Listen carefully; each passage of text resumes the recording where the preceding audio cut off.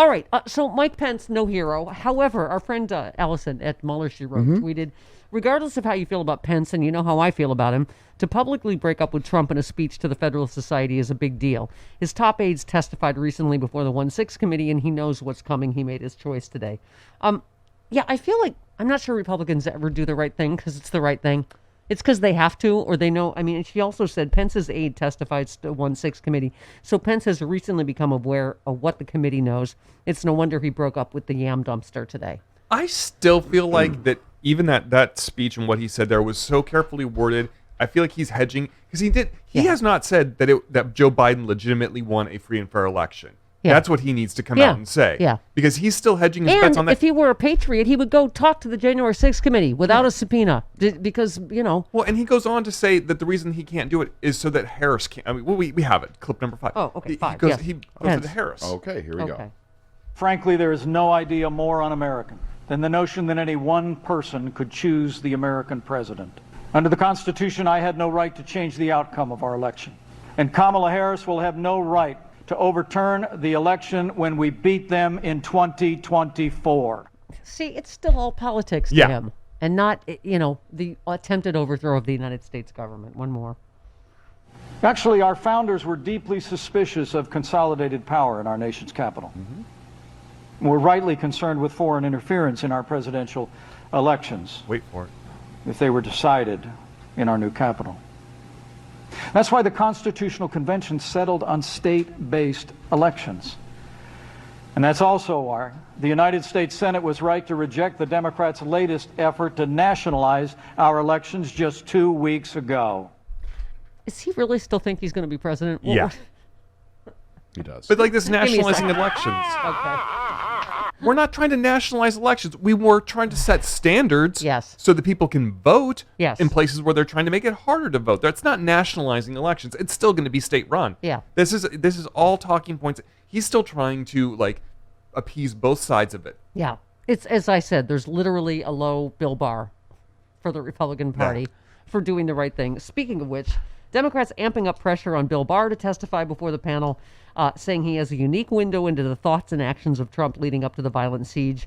He's been in informal talks with these. Again, if he were any kind of patriot, he would just come clean. Under oath. Yeah, exactly. Ted Lieu said Bill Barr would have seen a lot of the actions that the former president took that were either crazy or illegal. I think Bill Barr needs to speak to the January 6th committee under oath.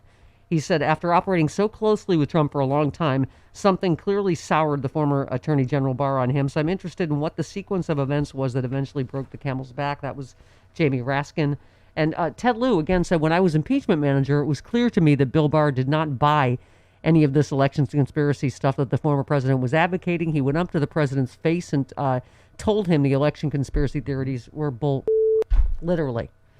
He is the former attorney general. He saw a lot of what happened up close, and he has a duty to America and to the American people to tell Congress what he knows. Thank you. He was supposed to be our attorney, our attorney general, the American people. Jamie Raskin. Which one? 10, okay. That's what passes for courage in the Republican Party today. Of course, it's not courage at the level of Liz Cheney and Adam Kinzinger, who are willing to call out the big lie in all of its implications. I mean, Mike Pence should be out there saying that it is a scandal that Donald Trump is dangling pardons in front of hundreds or perhaps thousands of people who participated in the insurrection.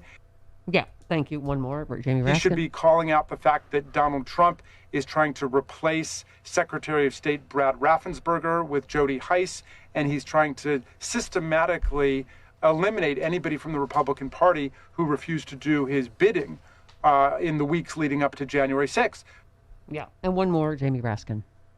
I think that Mike Pence could step it up now, and he may as well do it because he's clearly going to be a pariah based on having restated the obvious, which is he had no power to single-handedly overturn the election. At this point, he should tell the truth about the whole thing, and he should join the party of democracy here, which is not a political party, but it's everybody in America who wants to defend our institutions and our values against the GOP, Lincoln's party, which has become the party of Donald Trump and disunion and violence. Thank you. So how about this? Does he know anything about the draft order about seizing the voting machines. That seems important. Very important. Very important. Yeah. More important than Joe Rogan, quite Yeah. honestly. Yes. Weeks after the 2020 election, Trump reviewed a draft executive order that authorized the National Guard to seize voting machines and verbally agreed to appoint Sidney Powell to investigate as special counsel to investigate election fraud. The two previously unreported actions of Trump came during a contentious White House meeting on 18th of December. All versions included language that would have allowed Trump to appoint a special counsel to investigate claims of foreign interference in the 2020 election, which the Department of Justice had already determined were bull. It says without foundation. Sure. As Bill Barr put it, bull. Okay. When Trump summoned Giuliani, the former president's attorney said the gambit would work only in the event of clear foreign interference. This is the thing that was too crazy for Rudy Giuliani. Yeah. Okay. Powell, who spent the previous week filing lawsuits alleging that Iran and China hacked into voting machines, sprang up and announced to everyone in the room that she had she had a full file full of such evidence. Giuliani looked at the documents and told Trump that Powell's evidence was worthless, accusing her of producing one witness who was willing to testify about foreign election interference and around 10 people who simply signed affidavits saying they agreed. So she found one crazy person to say it and then 10 other crazy people to say, Big. I heard that too. So that was her evidence of Yeah. foreign? Okay. Wow. So even Rudy Giuliani said, that's not exculpatory. Not going to work. It's not going to work. It's despicable. Right.